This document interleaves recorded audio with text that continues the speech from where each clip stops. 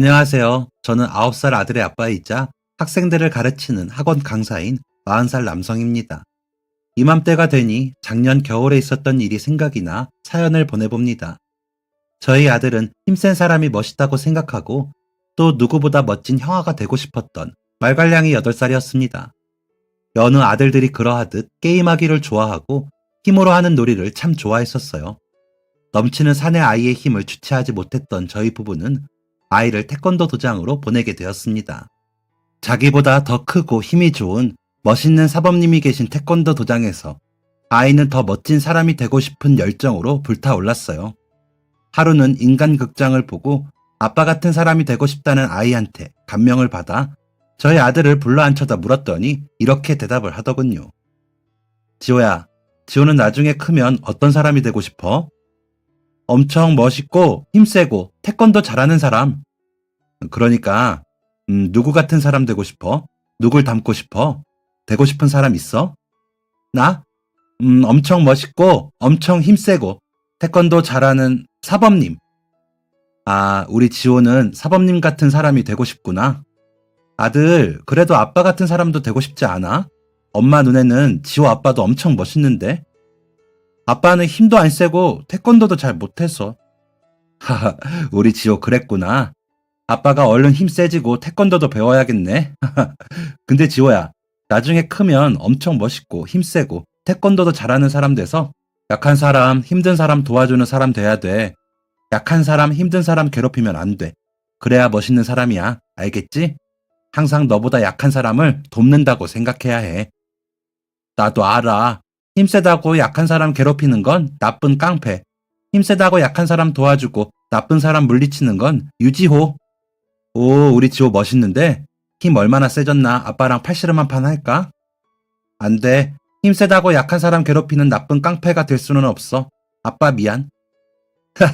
여보, 지호 때문에 미치겠다. 너무 귀엽다. 우리 아들. 누굴 닮아서 이렇게 예쁘고 귀엽지?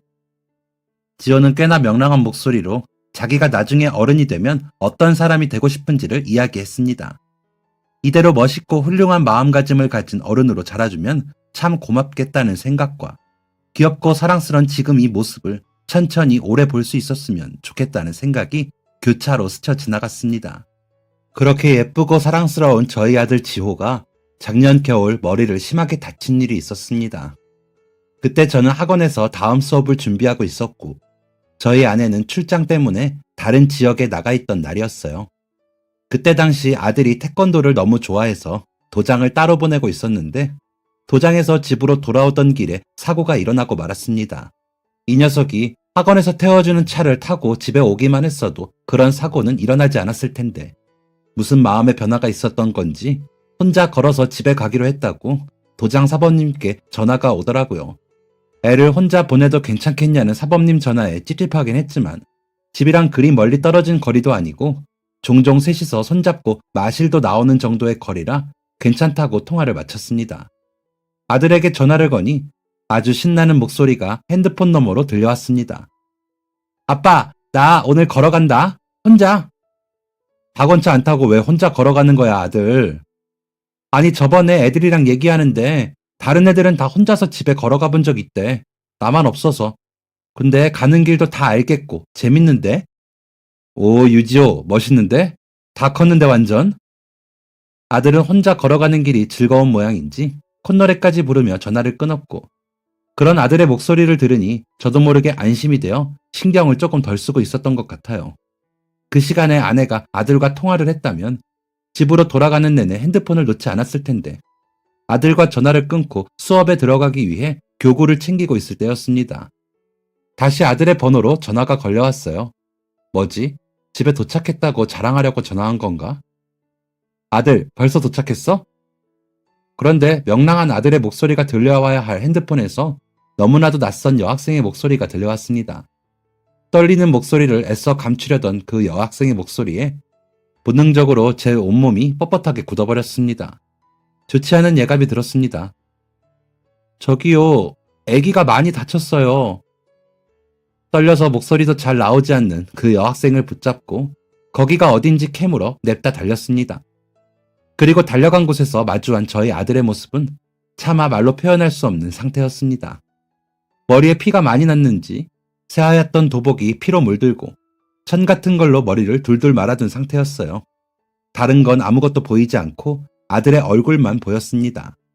지호야, 지호야, 아빠 봐봐. 아빠 보여? 지호야! 아이를 차에 태우고 병원으로 가는 내내 눈물 한 방울 나지 않았습니다. 차에 아들을 태우는 내내 옆에서 이리저리 도와주던 여학생에게 가까스로 고맙다는 말을 전한 채 가장 가까운 병원으로 향했어요.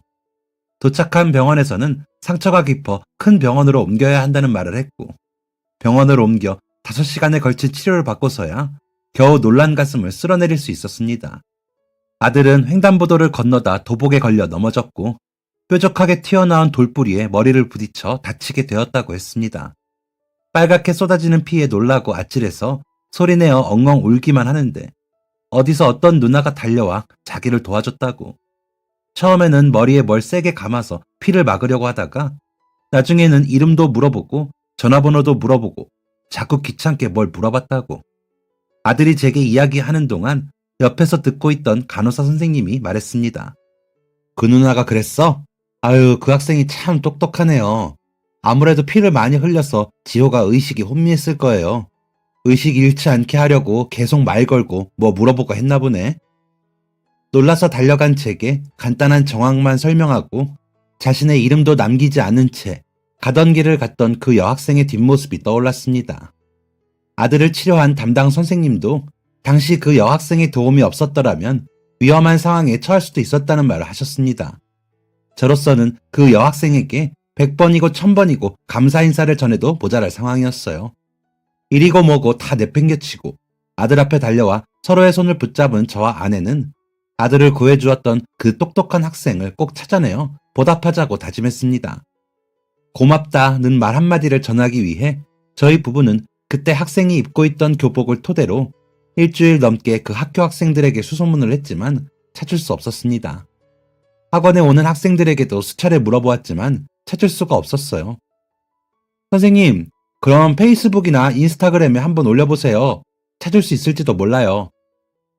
학원 학생들이 알려준 대로 아이들이 즐겨한다는 SNS에 수소문해보기도 했지만 그 학생이 SNS를 하지 않는 건지 아니면 어떤 사진 한 장도 없이 단순히 기억을 더듬어 설명하는 줄글에 추측이 어려웠던 건지 그 학생을 찾기가 어려웠습니다.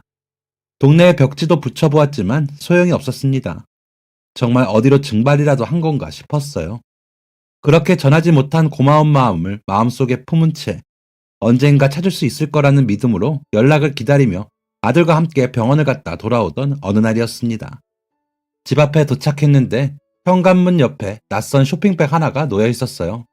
다소 수상한 그 쇼핑백을 들여다보니 그 안에는 생뚱맞은 손소독제와 탐스럽게 익은 사과가 들어있었습니다. 그리고 정성스레 작성한 편지 한 통이 있었습니다. 참으로 오랜만에 보는 편지 봉투였습니다. 편지에는 이런 내용이 적혀 있었어요. 203동 주민분들께 안녕하세요. 704호 예비 입주민입니다. 가족들과 함께 할 새로운 보금자리로 이사를 앞두고 12월 30일부터 1월 10일까지 내부 인테리어를 진행하게 되었습니다. 아직까지는 코로나로 모두가 힘든 시기인데 요란한 공사로 인해 불편을 끼치게 되어 대단히 죄송합니다. 코로나 때문에 또 추운 날씨 탓에 집안에 머무르시는 시간이 많으실 텐데 그 피해를 최소화할 수 있도록 최대한 빠르게 마무리하도록 하겠습니다. 직접 찾아뵙고 인사드리며 양해를 구하는 것이 도리이나 코로나로 인해 신뢰가 되지는 않을까 우려하여 이마저도 비대면으로 전달드리는 점 너그러운 마음으로 양해 부탁드립니다. 좋은 이웃이 되도록 노력하겠습니다. 감사합니다. 인테리어 공사를 하면 제법 시끄럽고 요란할 테니 양해를 구하고자 아래층에서 남기고 간 선물인 듯 했습니다. 쇼핑백을 집 안으로 챙겨 들어가면서도 이걸 받아도 되나 싶더라고요. 그냥 간단히 엘리베이터에 양해문만 올려도 됐을 텐데. 집집마다 마음을 담아 신경을 쓰고 선물과 편지까지 전해주니 말 한마디에 천냥빛을 갚는다 라는 말이 새삼 가슴에 와닿았습니다. 이게 뭔데? 아랫집에 이사 오는데 인테리어 공사한다고 미안해서 두고 간 것 같더라. 요즘도 이렇게 집집마다 마음 써주는 사람들이 있네. 이렇게까지 안 해도 되는데 괜히 받기가 미안해지네. 아내와 저는 그날 밤 예상치 못한 선물과 편지에 마음이 훈훈하고 또 넉넉해졌습니다. 세상이 점점 개인주의가 되면서 조금만 불편해도 참지 않고 날이 선 말들이 오고 가는 요즘. 물론 이런 선물과 편지를 받고도 시끄럽다고 항의하는 사람들이 분명 존재할 테고, 선물을 받으나 그냥 엘리베이터에 양해문 하나만 써서 붙이나 삐뚤어진 사람들은 끝까지 삐뚤어질 텐데, 이렇게 먼저 양해를 구하고 이해를 구하는 모습에 가슴이 따뜻해졌습니다. 쉽지 않은 일임을 저희 부부도 알고 있기 때문이겠죠. 지금은 지난 일이 되었지만 저희 부부는 늘 이웃 간의 갈등을 앞세우기보다는 서로 이해하고 먼저 이해를 구하는 일들이 많아지기를 바라고 있습니다. 저희도 그런 이웃이 되려고 노력하고 있고요. 항상 좋은 이웃과 따뜻한 이웃들이 살가운 정을 나누면서 행복하게 더 붙어 살 수 있을 것이라고 믿기 때문에 아내와 아들과 함께 아랫집에서 선물해 주신 사과를 깎아 먹으며 따뜻한 저녁을 보냈습니다. 새로 이사올 아래층 주민이 기다려졌어요. 그 후로 2주 정도가 흘렀습니다. 강의실에서 수업을 마치고 나오는데 아내에게 전화가 걸려왔습니다. 여보, 지호 전화 왔는데 아랫집에서 오늘 이사 왔다고 떡을 나눠주고 가셨대. 지호가 맛있다고 난리야. 정말? 그러고 보니 이사떡도 참 오랜만이다.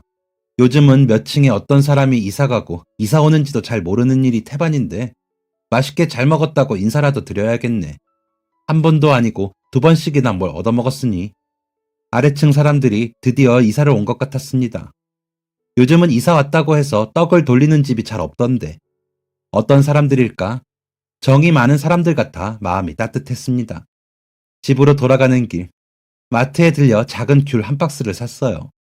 그냥 맛있게 잘 먹었다는 말만 전하면 되려나. 이런 걸 주고받는 게 부담되지는 않을까 하며 귤 상자를 들었다 놨다 고민했지만 그래도 너무 받기만 한 것 같아 미안한 마음에 내린 결정이었습니다. 오는 길에 차에서 작은 메모도 작성했어요. 804호입니다. 지난번 주신 사과 너무 맛있게 잘 먹었습니다. 오늘 나눠주신 떡도 아들이 너무 맛있었다고 하네요. 정이 많은 가족이 오신 것 같아 괜히 반갑습니다. 앞으로 좋은 이웃이 되길 소망하며 소박하지만 마음을 담아 두고 갑니다. 아파트에 도착해 엘리베이터를 타고 익숙한 숫자 8 버튼이 아닌 7 버튼을 누르고 나니 조금 떨렸습니다. 귤 상자 위에 쪽지가 잘 붙었는지 몇 번을 확인하고 조심스레 문 앞에 내려두고 집으로 돌아왔습니다. 홀가분한 마음이 들기도 하고 아무튼 좋은 기분으로 그날도 잠에 들었어요.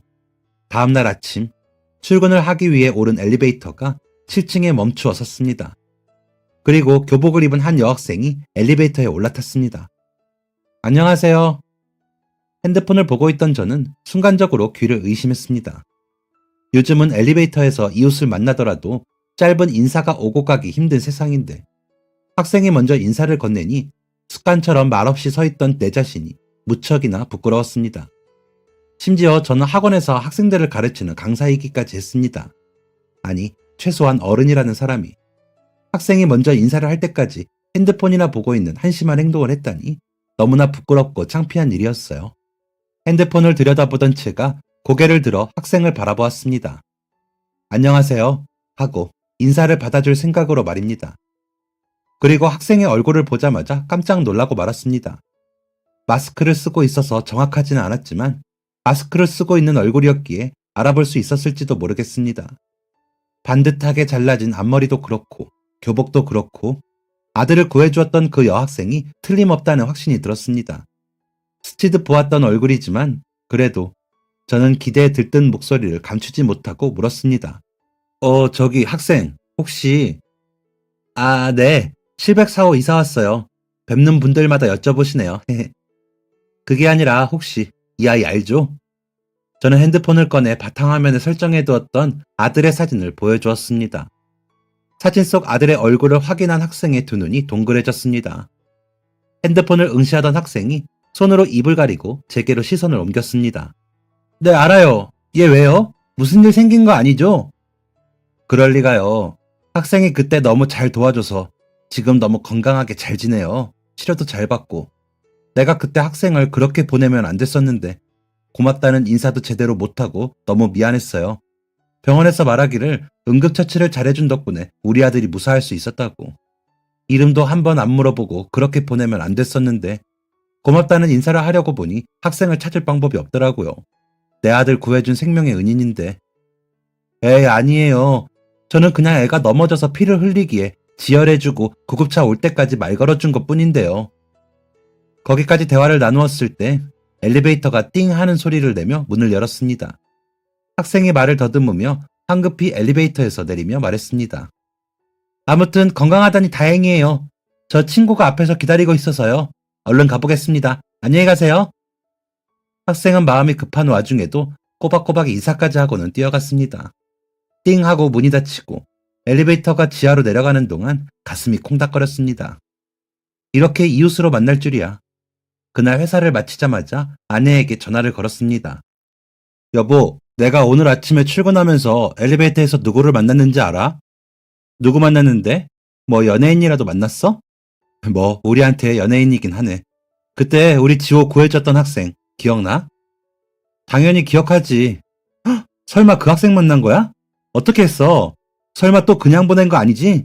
뭐라도 보답을 해야 하는데. 글쎄 말이야. 그 학생이 우리 아랫집 이사 온 집이더라고. 704호.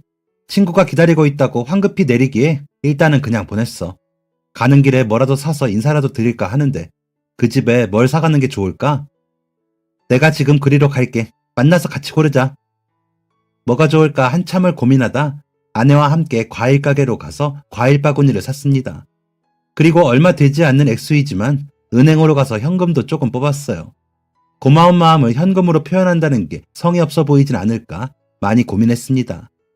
하지만 상품권이나 다른 종류는 사람에 따라 필요가 없을 수도 있으니 처음 뵙는 분들에게 가장 쓸모있는 건 현금뿐이겠더라고요. 문구점에 들러 현금을 넣을 예쁜 봉투까지 고르고 집으로 돌아가 가장 먼저 아들을 예쁜 옷으로 갈아입혔습니다. 7층에 도착하니 문 밖으로 도란도란한 가정의 목소리가 새어나왔습니다. 띵동. 누구세요? 아, 저 804호에서 왔습니다. 어머, 어쩐 일로? 잠시만요.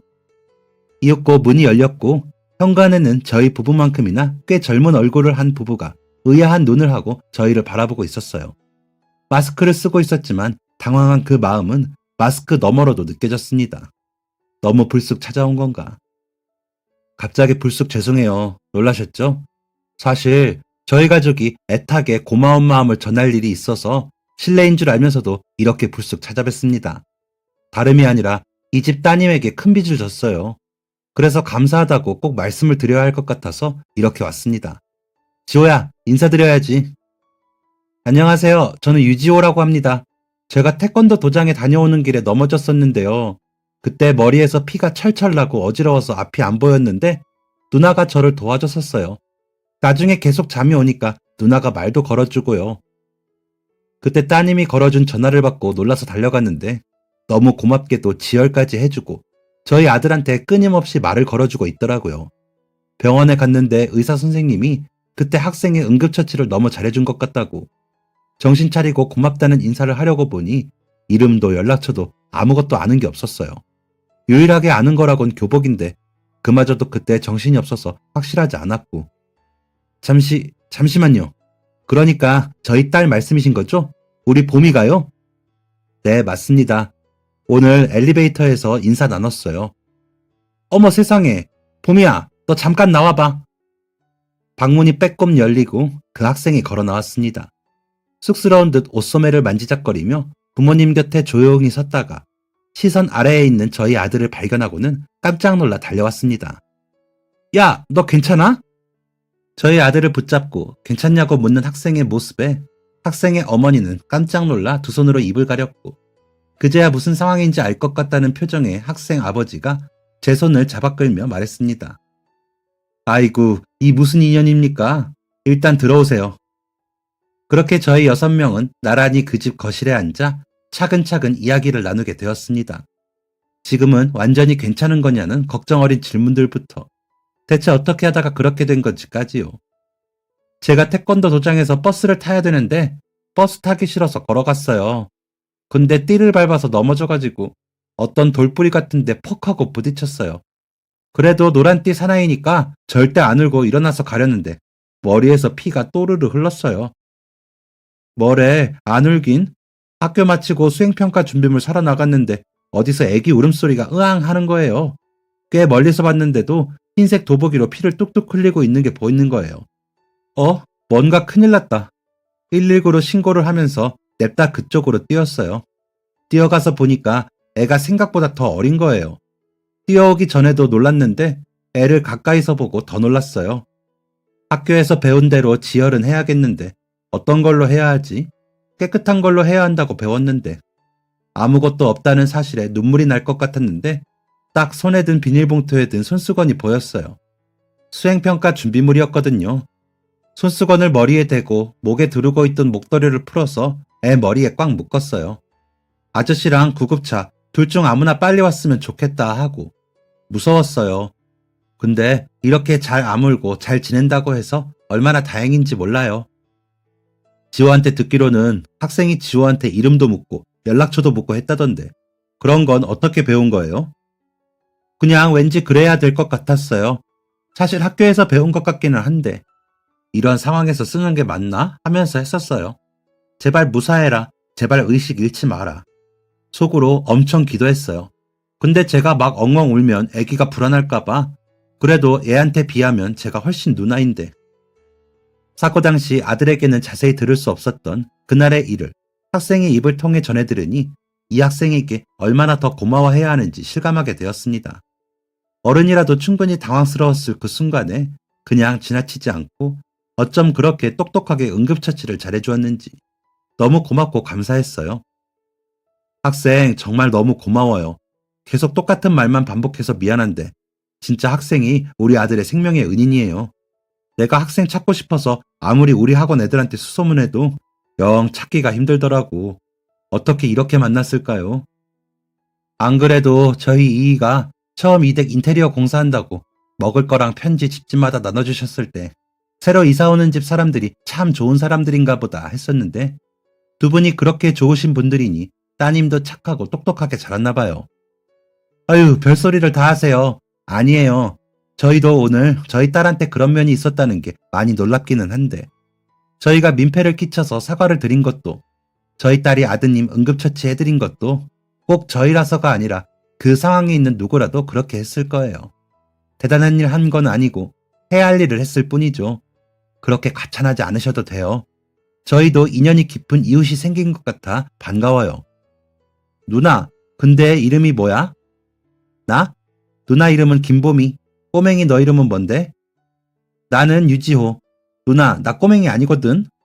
우리 태권도에서 내가 제일 잘해. 내가 그때 넘어져서 다쳤어도 내가 제일 잘해. 오, 진짜? 지호 너는 그럼 공부도 잘하겠네? 당연하지. 우리 아빠 학원 수학쌤이야. 그래서 내가 수학을 엄청 잘해. 와, 정말? 이 자식 너 대단하네. 지호야, 거짓말하면 못 써. 너 수학 잘한다고 누가 그래? 갑자기 끼어든 지호의 맹랑한 발언에 잠시나마 모두가 하하호호 웃을 수도 있었습니다. 놀란 마음에 딱딱하게 얼어있던 분위기가 어느 정도는 말랑하게 풀어진 것 같아 지금쯤 준비한 봉투를 드려야 할 것 같아 엉덩이를 움찔거리고 있었을 때였습니다. 지호 어머니가 눈을 반짝이며 제게 물었습니다. 근데 지호 아버님은 학원 선생님이세요? 아, 네. 종합학원인데 저는 중고등학생들 수학 가르치고 있어요. 아유, 그래요? 저희 봄이도 이사 오고 학원 옮기려고 알아보고 있던 참이었는데.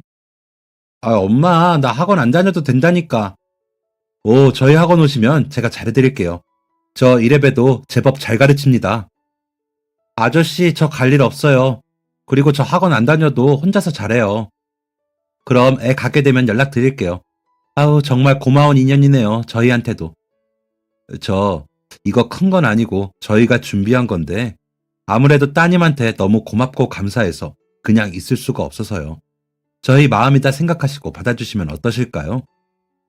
저는 분위기를 틈타 주머니에 넣어두었던 봉투를 건넸습니다. 잘 보면 꼭 두터운 편지 같은 모양새를 한 봉투를 건네자 두 분이 당황하며 서로를 바라보았습니다. 그리고 봉투를 집어든 봄이 아버지 표정이 먼저 일그러지고 이윽고 내용물을 확인한 봄이 어머니의 얼굴도 연달아 일그러졌습니다. 등 뒤로 식은땀이 뻘뻘 흘렀습니다. 고민 많이 했습니다.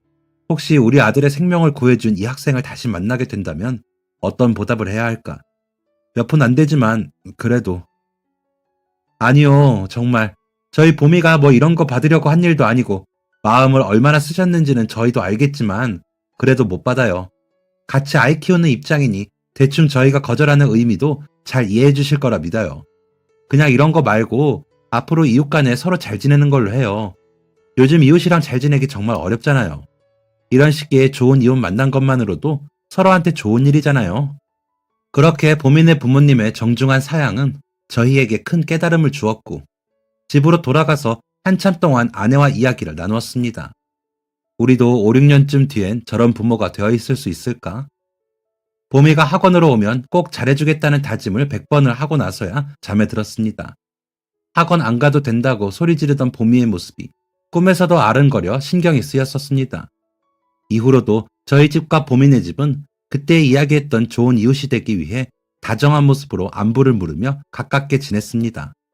맛있는 음식이 있으면 일부러 더 많이 해서 나누기도 하고, 동네에 좋은 소식이 생기면 누구보다 빠르게 알려주기도 하면서요. 비록 아이들의 나이대는 다르지만 아이를 키우고 있다는 것 하나만으로도 참 공통점이 많았습니다. 그러나 기다리고 기다리던 보미는 끝내 학원으로 오지 않더라고요. 조금 기다리면 오겠지, 올 때 되면 오겠지 하며 기다렸지만 몇 개월이나 발걸음을 하지 않으니 걱정이 되었습니다. 학원을 오지 않으려는 이유가 뭘까?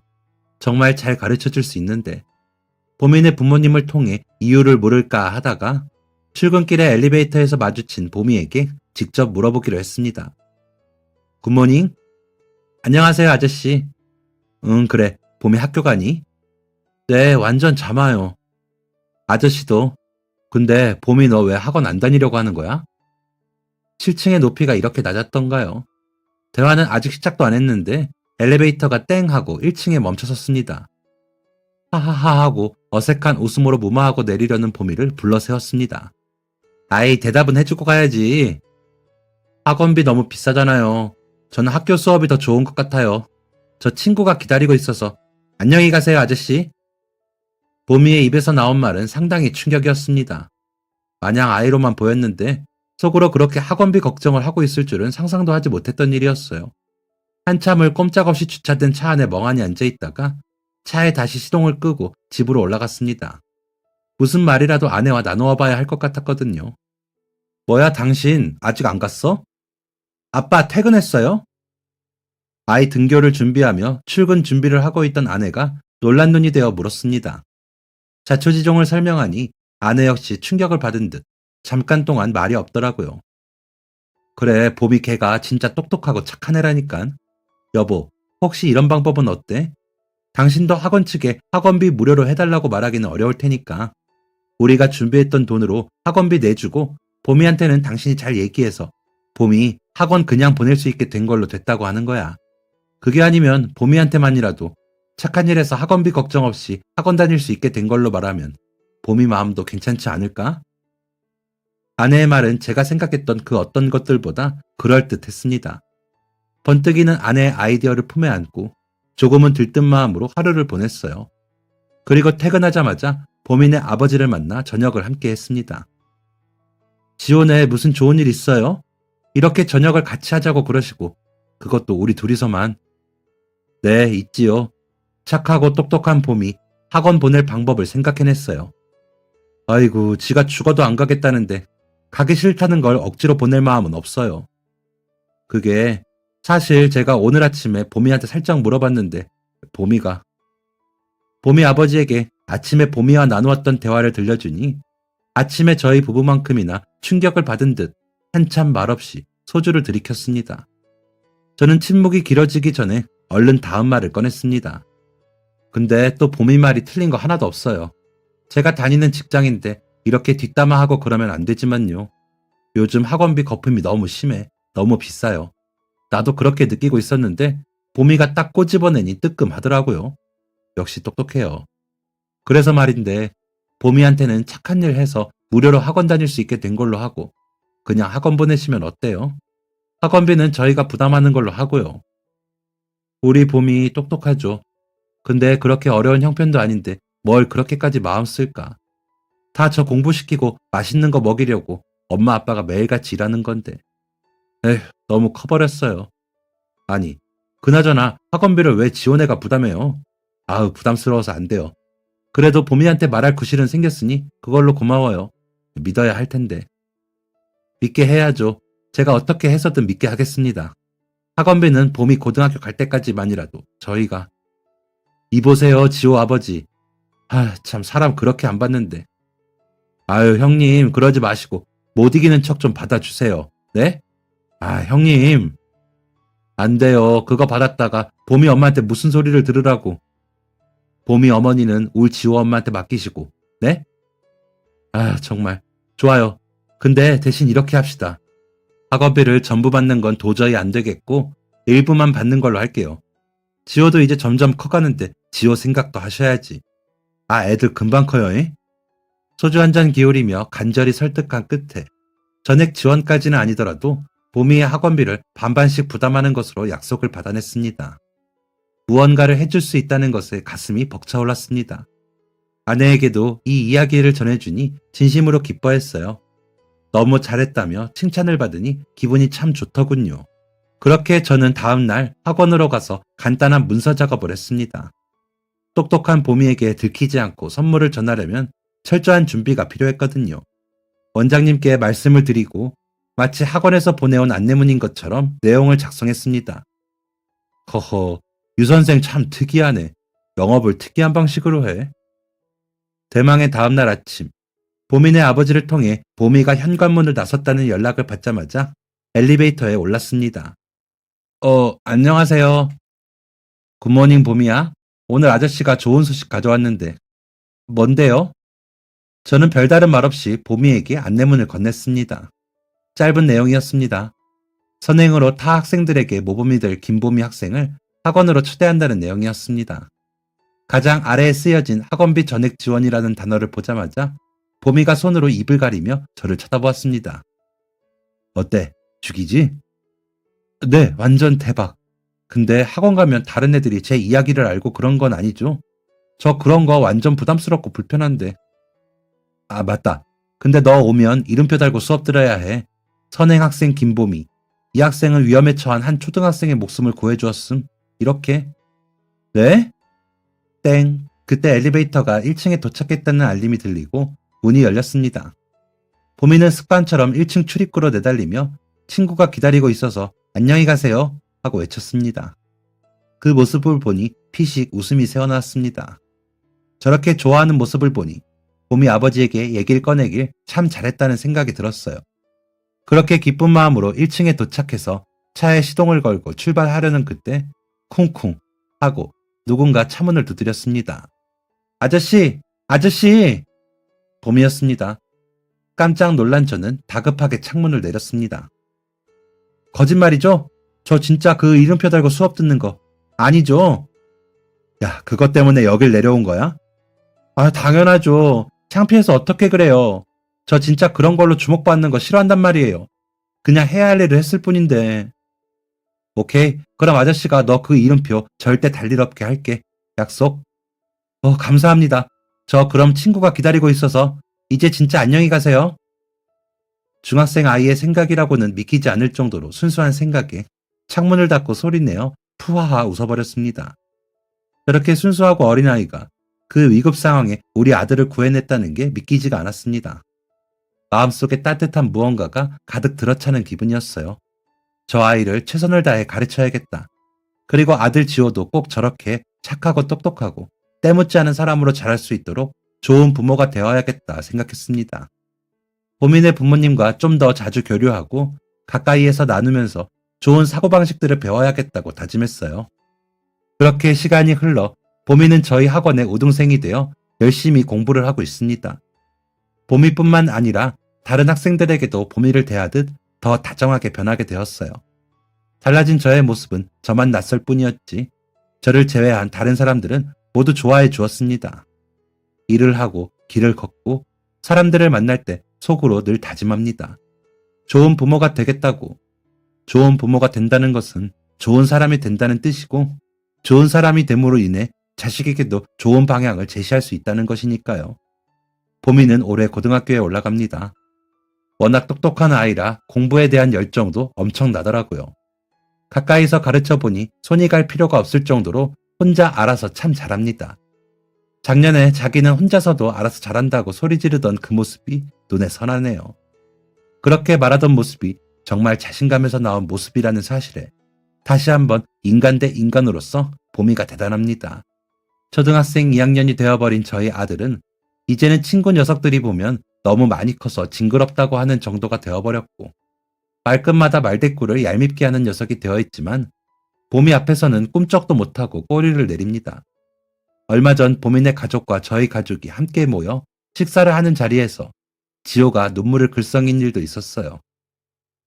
이제 저 고등학교 가면 공부하느라 시간 없어서 지호 까부는 거 자주 못 볼까봐 그게 제일 속상해요. 엄마, 고등학교는 가면 시간이 없는 거야? 응, 고등학교는 가면 밤까지 공부해야 해서 시간이 없어. 왜 지호야, 누나가 시간 없어서 너 자주 못 볼 것 같다고 하니까 너도 속상하냐? 아니, 그럼 나는 고등학교 언제 가? 넌 임마 한참 멀었지. 왜, 중학교 안 가고 고등학교로 바로 가게 해줄까, 아빠가? 응, 할래. 그러면 너 앞으로 밥 먹는 시간 빼고 전부 아빠랑 공부하자. 에이, 그건 좀. 야, 유지호. 남들보다 더 열심히 더 많이 공부해야 중학교 안 가고 고등학교로 바로 갈 수 있지. 쉬운 줄 알았어? 엄청 공부 잘해야 돼. 그럼 고등학교 다음은? 고등학교 끝나면 누나 다시 시간 많아? 어? 아빠 말고 엄마가 대답해줘. 지호야, 아빠 말은 듣기가 싫어? 공부하라 그래서? 이 녀석 웃기는 녀석이네. 아, 아빠 말고 엄마가 말해주라니까. 야, 내가 말해줄게.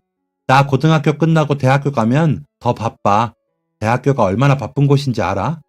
나중에 나 좋은 회사 취직하려면 대학교가 겁나게 중요하단 말이다. 근데 이 모든 게 공부만 잘하면 엄청 쉬워. 공부 못하잖아? 남들보다 나중에 더 바빠. 그러니까 유지호 어린이 엄마 아빠 말씀 잘 듣고 공부 열심히 해. 그래야 누나 가는 고등학교, 누나 가는 대학교 줄줄이 따라오지. 알겠냐? 역시 우리 김보미 학생 훌륭해. 아이고, 지호네는 지호 크는 거 보는 재미가 아직 쏠쏠하겠어요. 저희 아들은 아직 천방지축 말썽쟁이이지만 그 녀석이 커가는 모습을 지켜보는 것이 너무나도 행복합니다. 좋은 누나가 생겼으니 더할 나위 없이 든든합니다.